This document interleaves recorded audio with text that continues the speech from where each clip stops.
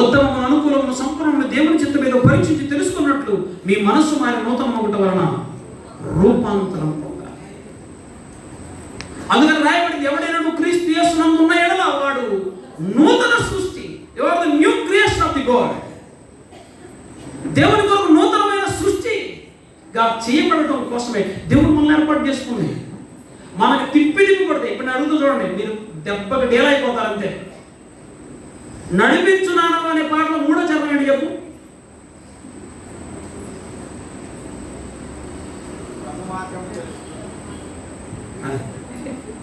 సొట్టపోయిన సత్తు బిల్లు ఉంటుంది చూడండి, అట్టున్నాయి ఈ మొహాలు.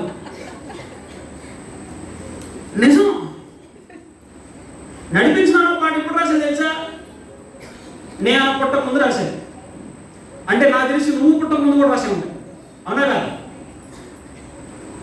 ఏంటి 3వ చరణం? పడదాం ఒకసారి. ఆత్మార్పణ చేయకయే ఆశించి అహమును తేజించుచునే అరసిటి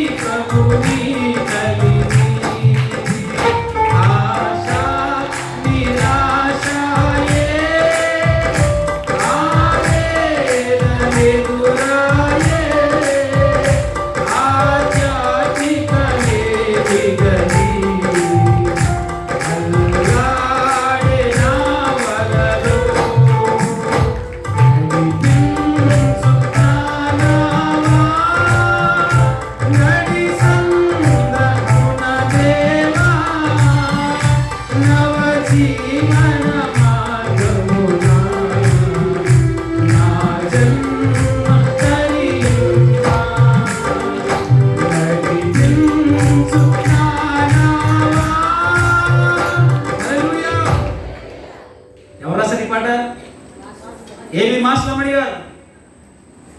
ఎప్పుడో నువ్వు పుట్టక మునుపు నేను పుట్టక మునుపు రాయబడినటువంటి పాట. చందమామ రావే కొండెక్కి రావే. అసలు మీరు చిన్నపిల్లలు మాట్లాడారు కానీ వెనకాల తెలుగు పిల్లలు తెలుసా? మీరు పెద్దవాళ్ళు, ఎవరు ముందు కూర్చున్న పెద్దవాళ్ళ?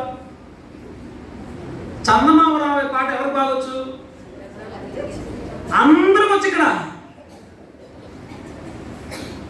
ఓ అసలీ క్యా హే ఓ నకిలీ క్యా హే ముందు సామెత. చందమామ రావే కొండెక్కి రావే, అంతేనా? అయిపోయింది. ఈ పాట తెలుగు జాతి బ్రతుకున్నంత కాలం ఉంటుంది. అసలు ఇది ఎవరు రాశారు కూడా తెలియదు. ఇంత బాగా గుర్తుపెట్టుకున్నాం. 2 రెళ్ళు ఎంత బాగా గుర్తుండదు. నేను ఒకటి చెప్తా, మీరు సమాధానం చెప్పండి. రాను రాను నే రాను. ఎక్కడికి రాను? నిజం ఒప్పుకునే దమ్ము లేదు నీకు. నువ్వు యూట్యూబ్లో స్క్రోల్ చేస్తున్నప్పుడు కూడా వస్తుంది పాట. ఏ పాట? నిజం ఒప్పుకుందాం ఒకసారి. రాను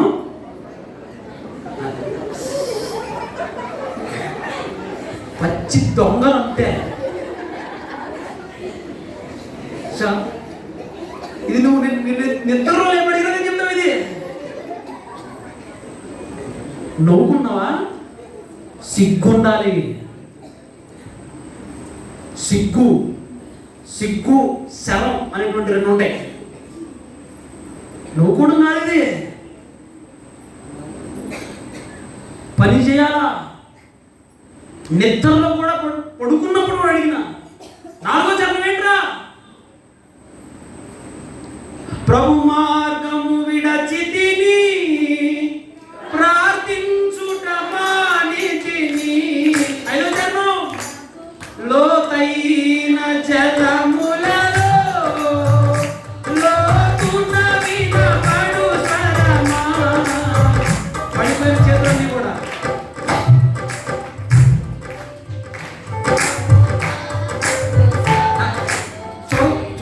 పెట్టే చూడకుండా.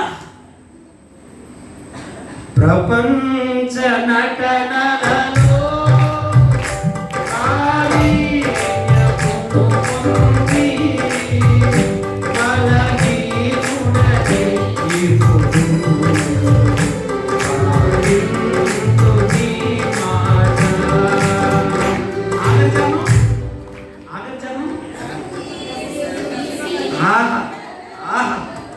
వచ్చినందుకు ఈరోజు నా జన్మ ధన్యమైపోయిందంటే. నిజంగా ఒక క్రైస్తవుడు దేవుణ్ణి ఆరాధించడానికి పరిశుద్ధ గ్రంథం చేతనే పట్టాల్సిన పని లేదు. ఎందరో భక్తులు తమ లోపల దాగినటువంటి అనుభవాల్లో పశ్చాత్తాపంలో పుట్టుకొచ్చినటువంటి గొప్ప సంగతులండి. అసలు ఎక్కడ వచ్చింది బాధ? ఏవి మాస్టర్ మనకు చెప్పాడు 3వ చరణంలో, ఆత్మార్పణ. ఏమర్పణ చేయలేదు అసలు నువ్వు? అందరూ చూడటం కోసం బాప్తిసం తీసుకున్నావు, అందరూ మారడం కోసం బాప్తిసం తీసుకున్నావు, అని అందరూ దృష్టిని ఆకర్షించడం కోసం తీసుకున్నావు. అందుకనే we doesn't have any fruitful life. ఆత్మ సంబంధమైనటువంటి విషయాల్లో మనం ఫలించలేక, ఫలభరితమైన స్థితిని సంపాదించలేక సంఘములో చచ్చుబడిపోయిన పాత్రలుగా మిగిలిపోయాం. అందుకే సంఘంలో ఏమి లేకుండా పోయిందయ్యా అంటే ప్రార్థన లేకుండా పోయింది. నీ ప్రార్థన వినట్ల దేవుడు అంటే నీ సంఘం ఎప్పుడో శిథిలం అయిపోయిందని అర్థం. నీ ఆధ్యాత్మిక జీవితం శిథిలం అయిపోయిందని అర్థం. అసలు ఆత్మ అర్పణ చేయలేదని అర్థం. ఆత్మార్పణ చేయకయే ఆశించితి నీ చలిమి. ఏం ఆశించామట? అసలు ఆత్మ అనేది దేవునికి అర్పణ చేయలేదు, దేవుణ్ణి ప్రేమించలేదు, దేవుణ్ణి సేవించలేదు. కానీ మనం అందరం చెప్పుకున్నాం మేము పుట్టుకతో క్రైస్తవులం. నువ్వు క్రైస్తవుడు ఏంటి? నవ్వుతాడు దేవుడు కూడా. అసలు నువ్వు క్రైస్తవు అవుతావు? బైబిల్ పట్టుకున్నంత మాత్రాన, పరిశుద్ధ గ్రంథాన్ని చేత పట్టుకుని మందిరానికి వచ్చినంత మాత్రాన, ముసుగు ధరించి ఏమీ తెలియని ఒక అమాయకుడుగాను మంచి ఆరాధికుడుగాను నువ్వు కూర్చున్నంత మాత్రాన దేవుని హృదయాన్ని ఇంచు కూడా నువ్వు ఆయన హృదయాన్ని సంతోషింపజేయలేవు. అను మాత్రం కూడా సంతోషింపజేయలేవు. దేవుడు ఎప్పుడు సంతోషిస్తాడో తెలుసా? ఒక యథార్థవంతుడు యథార్థంగా ఆయన్ని ఆరాధించినప్పుడు ఆయన హృదయం ఉప్పొంగిపోద్ది. నానా నేను 10వ తరగతి 2 మార్కుల్లో ఫెయిల్ అయిపోయా నాన్న. ఏ తండ్రి సంతోషపడతాడా? ఏ తల్లైనా సంతోషపడుద్దా? పడదు. అలాగుననే వేషధారులుగా ఇక్కడ కూర్చున్నట వలన దేవుడు ఎంత మాత్రమైనా నిన్ను బట్టి నన్ను బట్టి సంతోషింపగలడా? సాధ్యమేనా? సాధ్యం కాదు. ఆ విషయం 8 ఏళ్ల ప్రాయం వాడికి అర్థమైంది. నేను దేవుని పని చేస్తే యథార్థంగా చేయాలి. నేను ఈ రోజు మొదలుకొని యేసుక్రీస్తు కొరకు మరణం వరకు నమ్మకంగా బ్రతకాలి. పని వచ్చినోడు ఎక్కడికి వెళ్ళా బ్రతుకుతాడు? ఎందుకంటే వాడి పనిని బట్టి వాడికి జ్ఞానం ఉంది కాబట్టి. ఆరాధికుడు దేవుడు లేకపోతే ఒక క్షణం కూడా బ్రతకలేదు. అందుకని భక్తుడు ఏమని పాడాడు పాట? నాతో నీవు మాట్లాడినచో నే